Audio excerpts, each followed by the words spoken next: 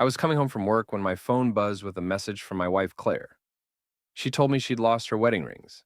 I should have been more concerned, but the way she mentioned it seemed almost casual. It wasn't like her to be so nonchalant about something that significant. That should have been my first clue. A couple of days later, I found a used condom in her car. I'd borrowed her car to take it for an oil change. I noticed something shiny under the passenger seat and reached down to pick it up. My stomach turned when I realized what it was. I didn't confront her right away. Instead, I spent hours that night questioning myself. Was this just some mistake? Maybe it wasn't hers? But deep down, I knew. Something was wrong. She had been distant lately, always on her phone, and coming home late from work with vague excuses about meetings. It was getting harder to ignore. The next day, I hired a private investigator. I felt guilty even doing it, like I was violating her privacy, but I needed proof. The PI's name was John. He promised to be discreet, to follow her for a few days and report back with whatever he found. I didn't think it would be much. At least, that's what I told myself. A week passed, and John asked to meet up. I could barely hold the coffee cup in my hand as we sat down at a small cafe downtown. My fingers trembled when he pulled out an envelope thick with photos. "I need you to brace yourself," he said softly. My heart raced, but I nodded. I had to know. Inside the envelope were photos of Claire, but not with me. There she was, sitting across from another man at a fancy restaurant. There she was again, walking into a hotel. And then, the worst ones, in a car, kissing him. The same man, in broad daylight, like they didn't even care who saw them. I couldn't breathe. My world shattered in that moment, and I felt this cold numbness spread through me. The images burned into my mind, and I knew I couldn't stay quiet anymore. The betrayal was undeniable. I hired the best lawyer I could find. People called her a shark for a reason.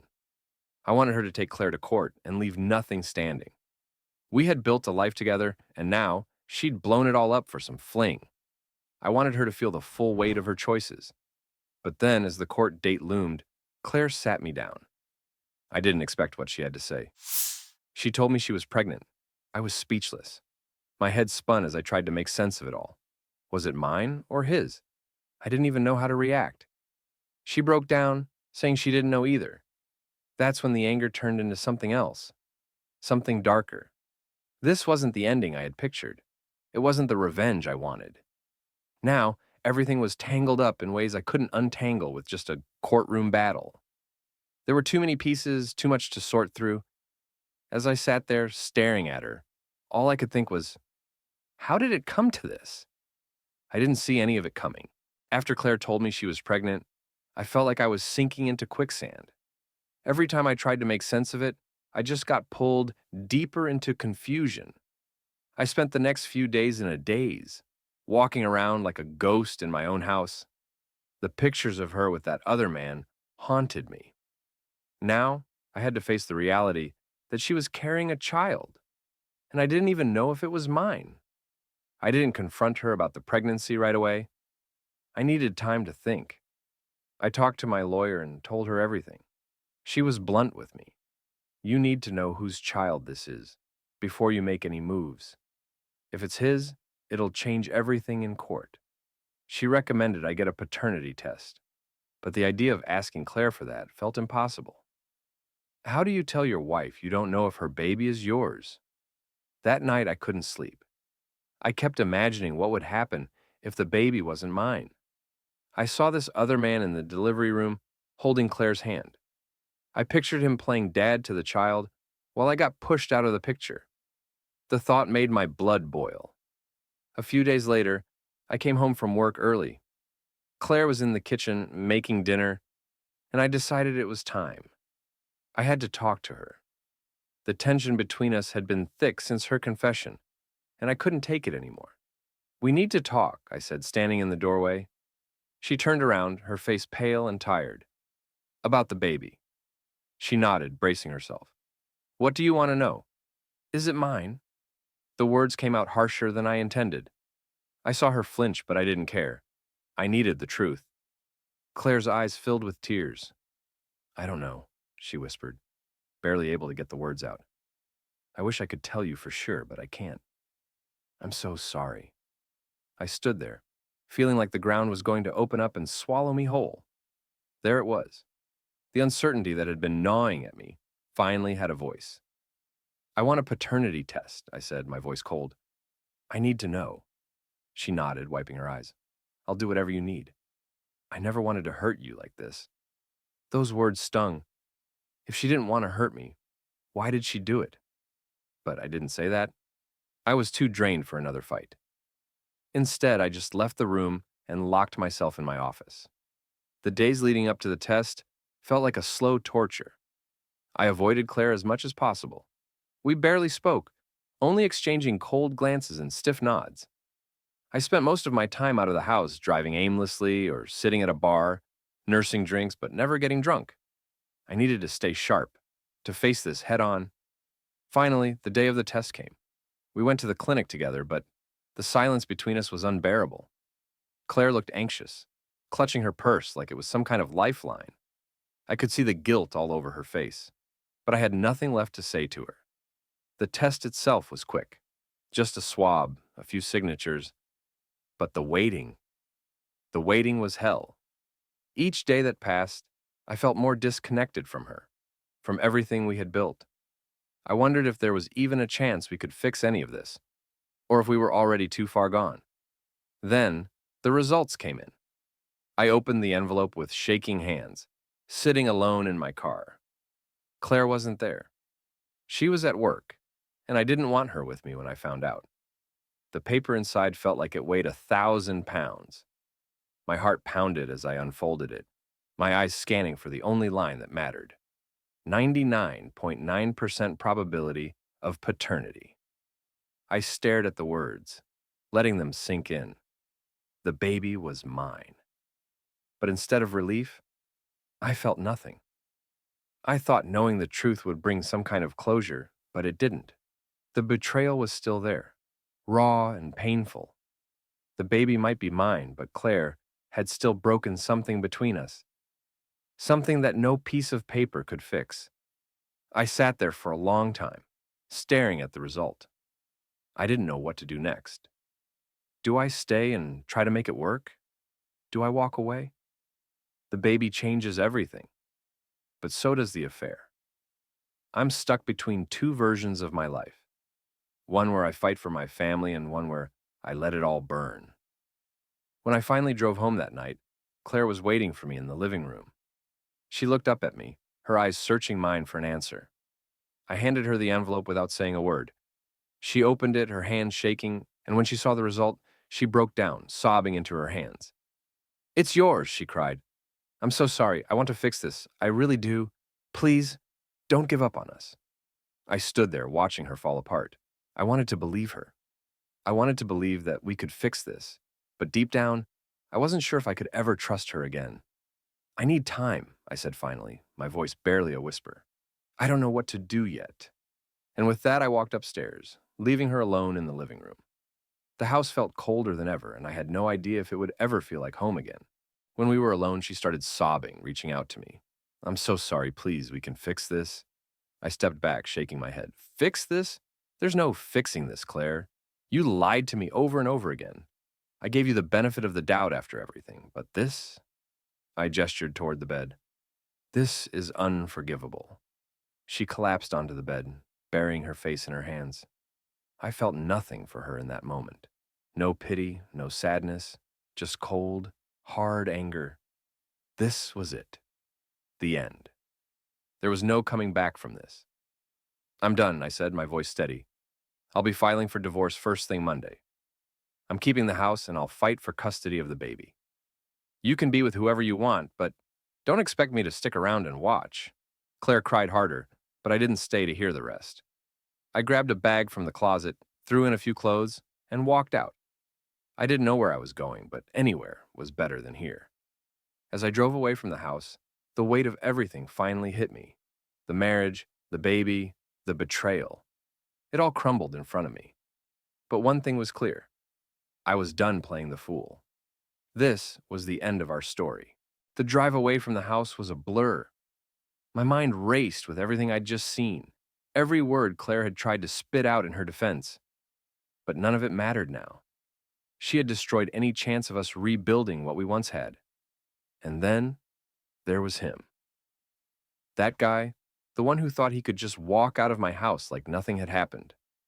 The more I thought about it, the angrier I got. I pictured his smug face, his wide eyes as he tried to slink away from the mess he'd helped create. I couldn't get the image out of my head. Before I even realized it, I was turning the car around.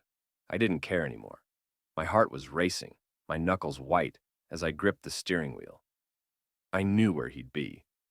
There was only one bar nearby, and if he was smart, he'd be hiding there, waiting for this whole thing to blow over.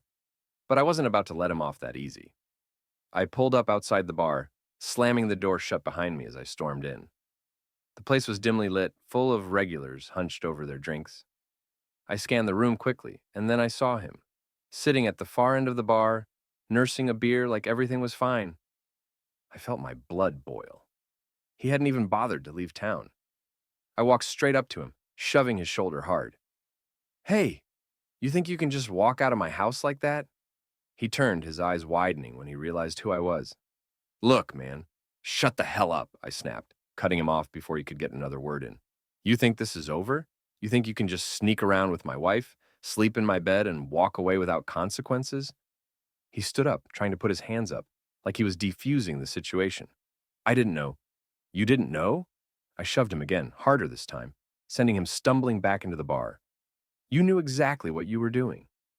You knew she was married, and you did it anyway." People started looking our way, but I didn't care. He had it coming. I was done with this guy, thinking he could hide behind apologies and excuses. "I swear, man, I didn't mean for it to go this far," he said, his voice shaking.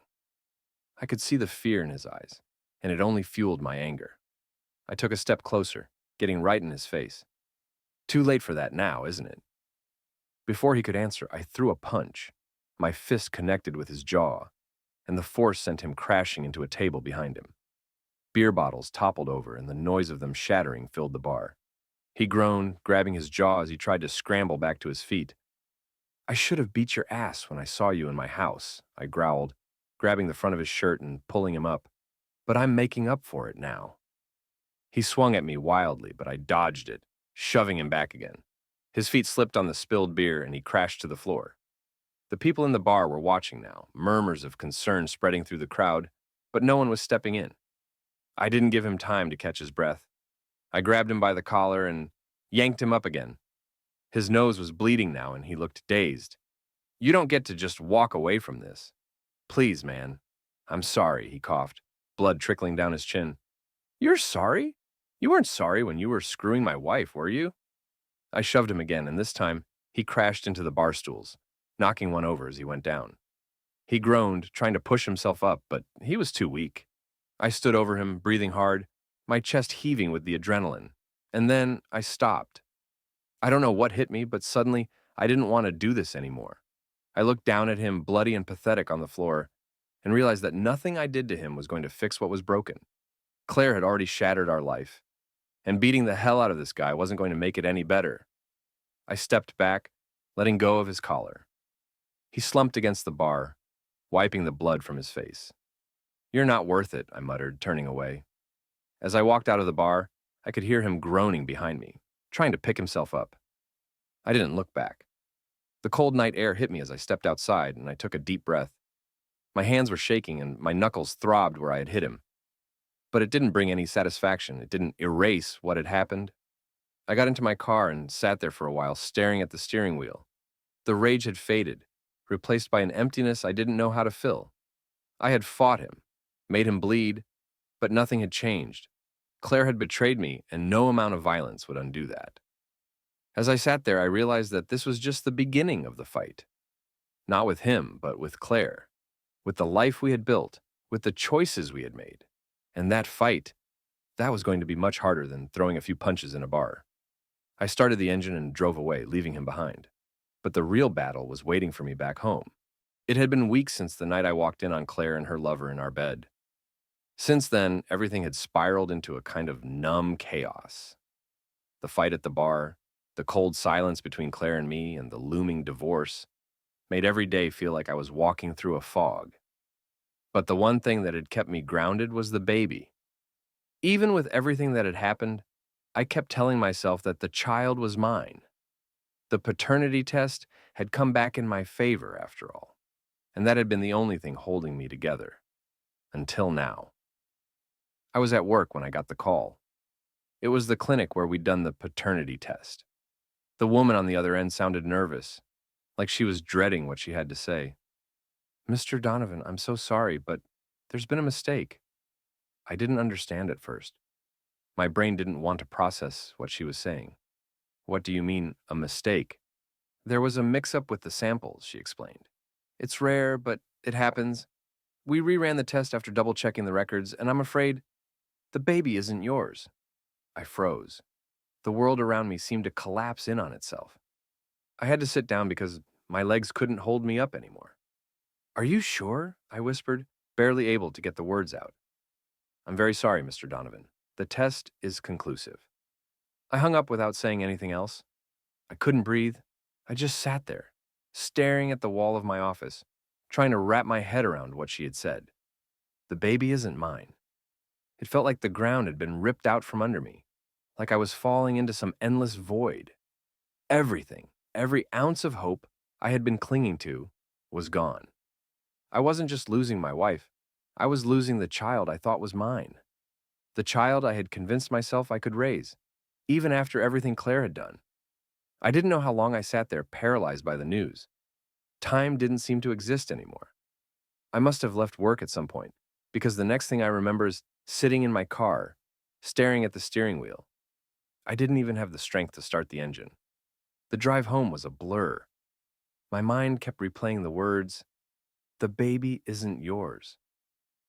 When I got home, Claire was in the living room, curled up on the couch with her phone in her hand. She looked up when I walked in and immediately knew something was wrong. She sat up, her face pale with worry. "What's wrong?" she asked, her voice soft.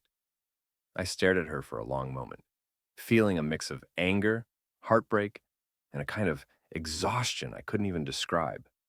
She was the mother of a child that wasn't mine. The woman I'd spent years building a life with had torn everything apart. And now this final blow. "The clinic called," I said, my voice cold, detached. "They made a mistake with the paternity test." Claire's face fell, her eyes wide with fear. "What? What do you mean?" "The baby isn't mine." For a second, she didn't move. She just sat there, frozen in shock. Then, slowly, she shook her head. "No, no, that can't be right. They double-checked. It's not mine, Claire." The words came out sharper than I intended, but I didn't care. I couldn't hold back the anger anymore. "You lied to me. All this time, you've let me think that maybe we could fix things, that maybe we could find a way forward because of the baby. But it was all a lie." Tears welled up in her eyes, and she stood up, moving toward me. "I didn't know, I swear. I thought—" "You thought?" I cut her off, my voice rising. "You thought it was mine? You hoped it was mine. That's what you were doing. Hoping that you could patch this mess together with a kid that wasn't even mine?" She broke down, her sobs filling the room as she reached out to touch me, but I stepped back. I couldn't let her near me. Not now. "Please," she begged through her tears. "I'm so sorry. I didn't know. You didn't know because you were screwing someone else," I shouted, my rage finally boiling over. "You ruined our marriage, Claire. You lied, cheated, and now I find out this baby, the one thing that was keeping me here, isn't even mine." She collapsed onto the couch, burying her face in her hands as she sobbed. But her tears didn't move me. They couldn't undo the damage. They couldn't erase the fact that she had destroyed everything we had built together. I turned away, heading for the stairs. "I'm done. I can't do this anymore." "Please don't leave," she cried, her voice desperate. "We can figure this out. We can still—" But I didn't stop. I didn't even look back. I walked upstairs, grabbed a duffel bag, and started throwing my things into it. I didn't care where I was going. I just knew I couldn't stay there anymore. I couldn't stay in the house that had become a prison of lies. As I packed, the reality of it all finally hit me. I wasn't just leaving Claire. I was leaving behind the life I had spent years building, the future I had imagined with her, the family I thought we would have. As I packed, the reality of it all finally hit me. I wasn't just leaving Claire. I was leaving behind the life I had spent years building, the future I had imagined with her, the family I thought we would have. It was all gone. None of it had ever been real. I zipped up the bag and headed back downstairs. Claire was still sitting on the couch, her face red and tear-streaked, but I didn't say a word to her. I couldn't. As I reached the door, I paused, gripping the handle. My voice was low, almost a whisper, when I finally spoke. "You're on your own now." And with that, I walked out. The door clicked shut behind me, and for the first time, in what felt like forever, I felt the weight lift from my shoulders. It was over. All of it. The lies, the betrayal, the hurt. It was all behind me now. But as I got into my car and drove away, the emptiness settled in. The future I had clung to, the hope I had held on to, was gone. I was starting over, but this time, I was starting alone. The first few days after I left felt like stepping into an unfamiliar world. My life had been blown apart, and I was left wandering through the wreckage, trying to find something solid to stand on. I stayed in a cheap motel on the edge of town, a far cry from the home Claire and I had shared.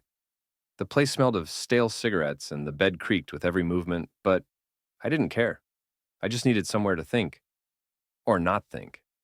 I spent hours staring at the ceiling, trying to make sense of everything.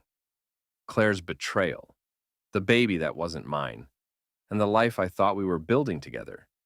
It all felt like it had happened to someone else, like I was watching it from a distance. I couldn't even bring myself to hate her anymore. There was nothing left to hate.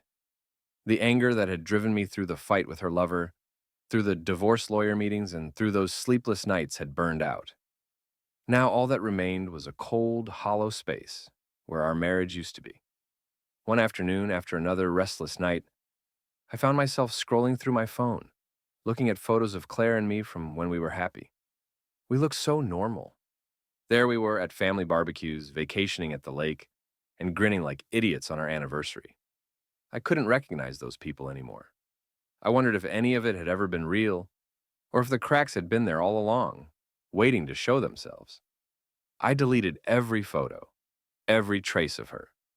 My lawyer called me a few days later. She sounded chipper, as if this was just another case to her, which of course it was. But for me, it was the dismantling of my life. We're finalizing the divorce papers, and there's one more thing we need to address before proceeding. I sighed. What's that? Claire wants to waive any claims for child support, seeing as the baby isn't biologically yours.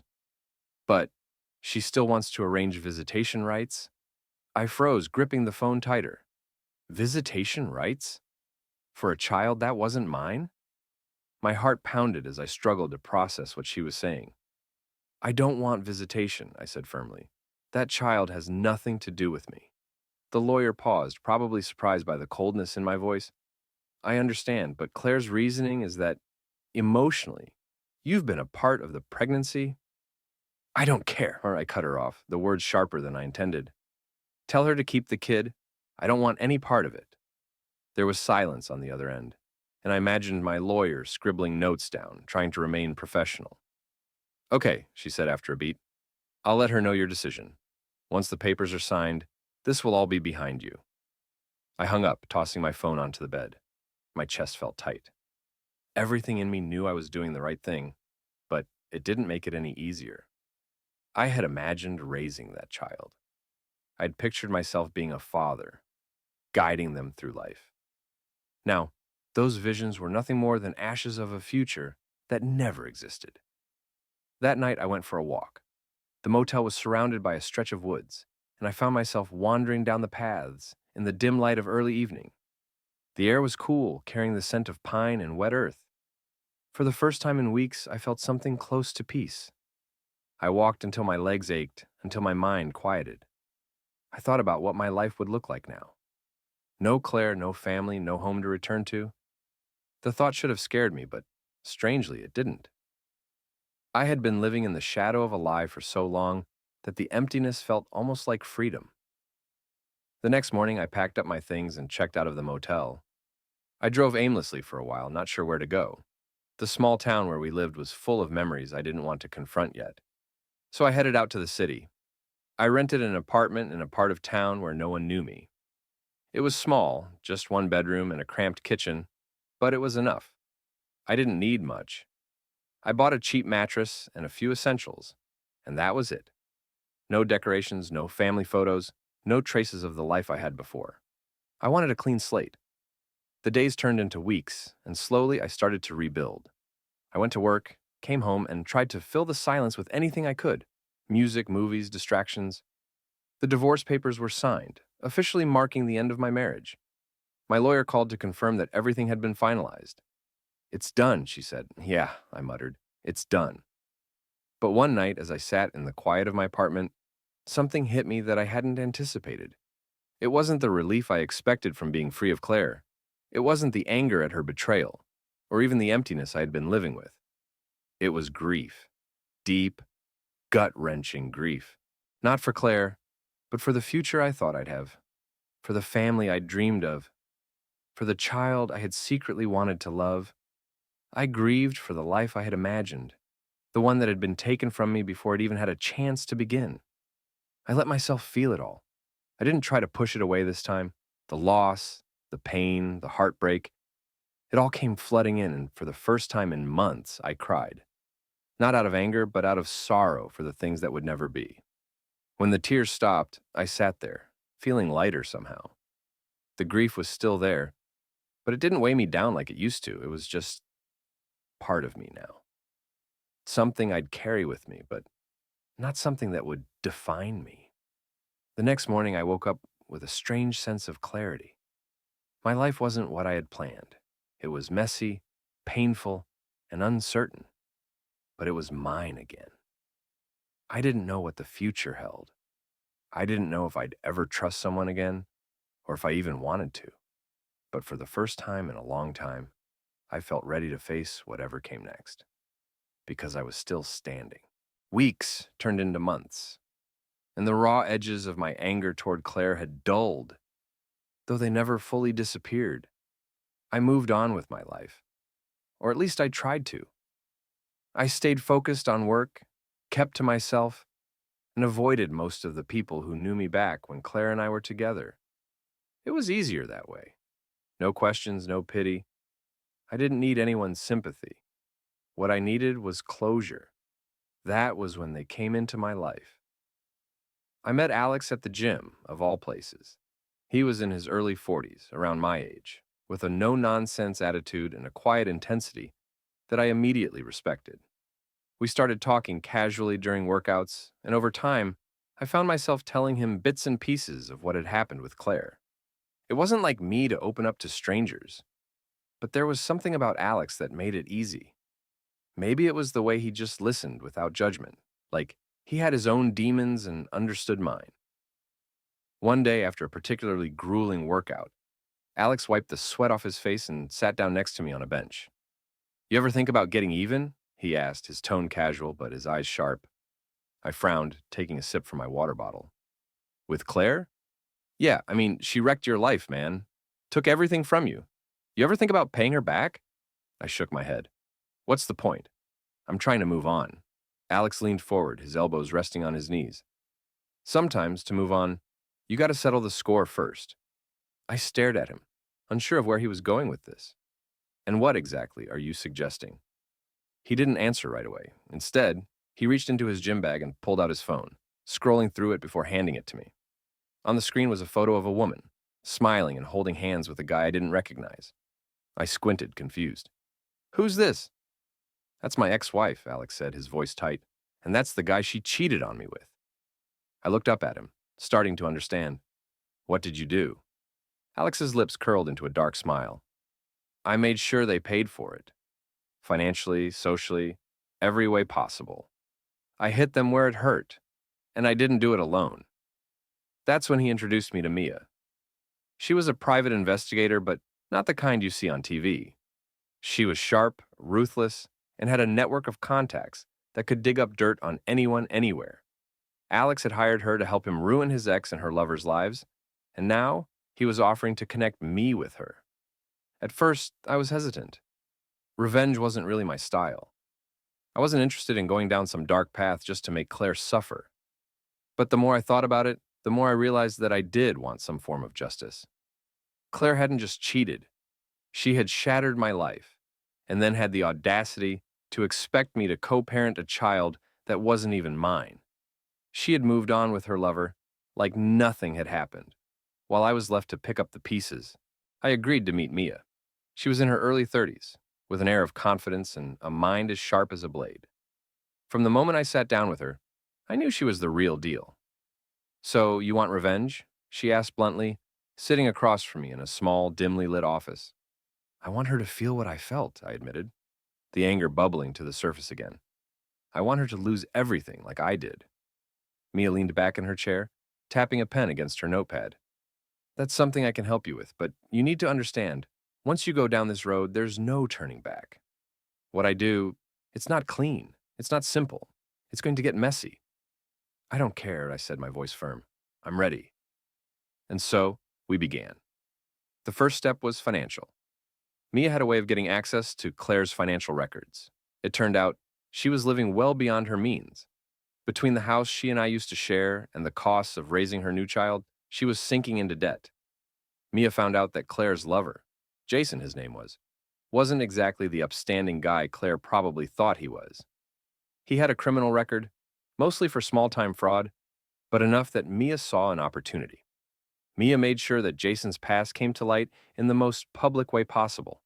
She anonymously leaked his record to his employers, and within weeks, he lost his job.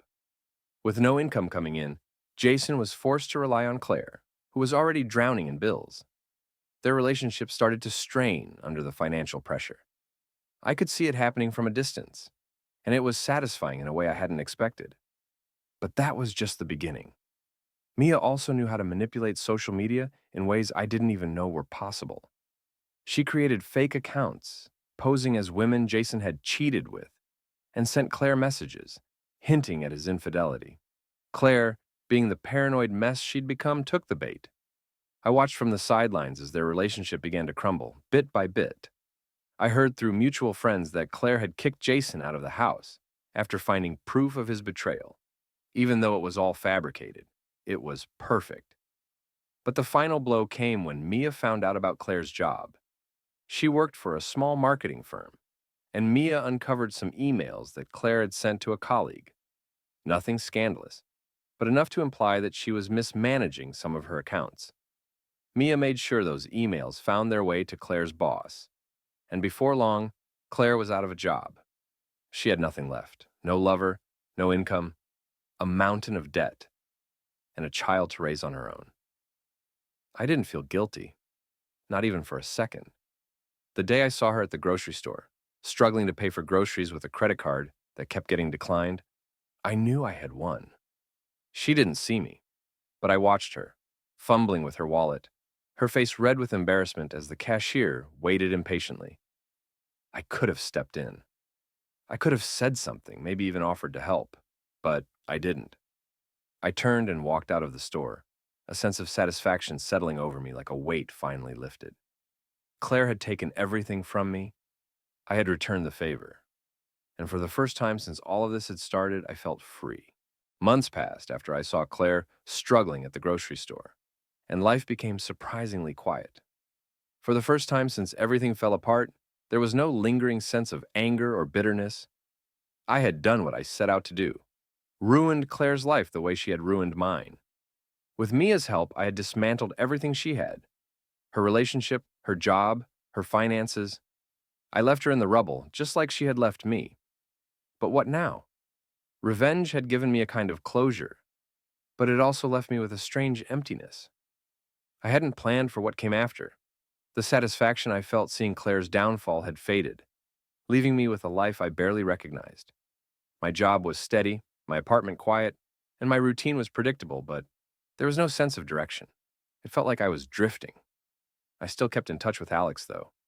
He and Mia had become a strange kind of support system, both knowing what I'd been through and understanding the darkness I had leaned into.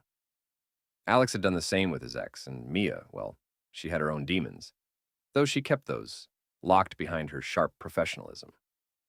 We would meet up now and then for drinks, though the conversations often veered into darker territory. One evening, Alex and I were sitting at our usual bar, talking about nothing in particular when Mia walked in. looking more serious than usual. She slid into the booth across from me and gave a slight nod to Alex before turning her attention to me. "We need to talk," she said, her voice low but firm. I raised an eyebrow. "About what?" "Claire," she said, her eyes narrowing. "There's something you need to know." A chill ran down my spine at the mention of her name.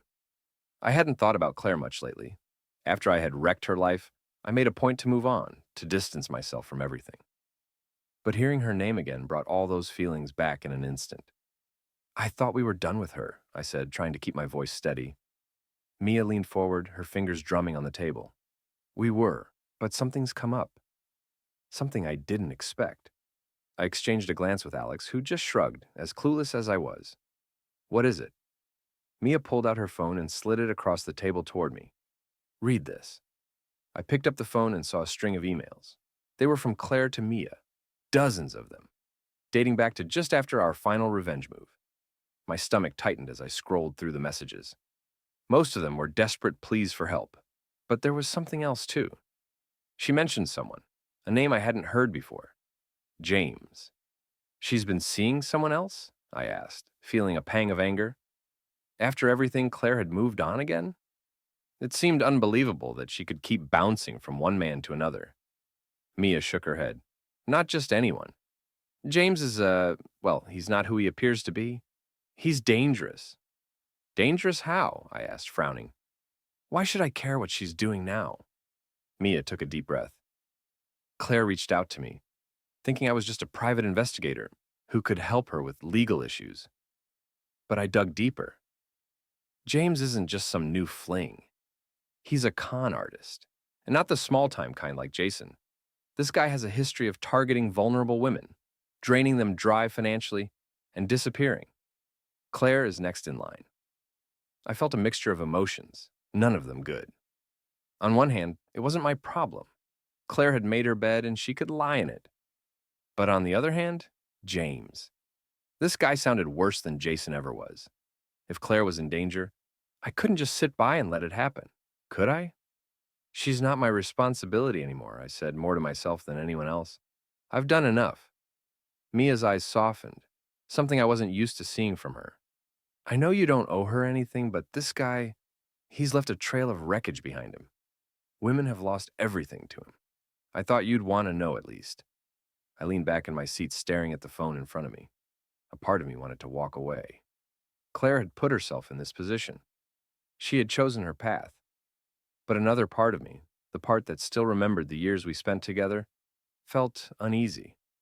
Even after everything, I didn't want to see her destroyed, at least not by someone worse than her. "What do you want me to do?" I asked finally, my voice flat. Mia shrugged. "That's up to you. I can give you the information on him or I can walk away from this. But if you decide to do something about it, you'll need to be careful. James isn't the kind of guy who just rolls over." Alex, who had been quiet through most of the conversation, finally spoke up. "You don't have to go through with this, man. You've already done your part. She's not your problem anymore." I knew he was right. Claire wasn't my problem. But something in me wouldn't let it go. Maybe it was a twisted sense of responsibility. Or maybe I just wanted to make sure she didn't walk into another disaster after everything that had already happened. I stared at the phone, Mia's words echoing in my mind. "James is dangerous." "I'll think about it," I said finally, pushing the phone back toward her. Mia nodded, standing up to leave. "You know where to find me if you decide." After she left, Alex gave me a long look. "You sure about this?" "No," I said honestly. "But I can't just leave it like this." The following days were filled with an inner conflict I couldn't shake. On one hand, Claire had ruined me. She was the reason my life had taken the dark turn it did. But on the other hand, if James was as dangerous as Mia said, she was stepping into something far worse than what she had done to me. The thought of her being used and destroyed by a con artist, even after everything, didn't sit right with me. A few nights later, I made my decision. I called Mia. "Tell me everything you know about James.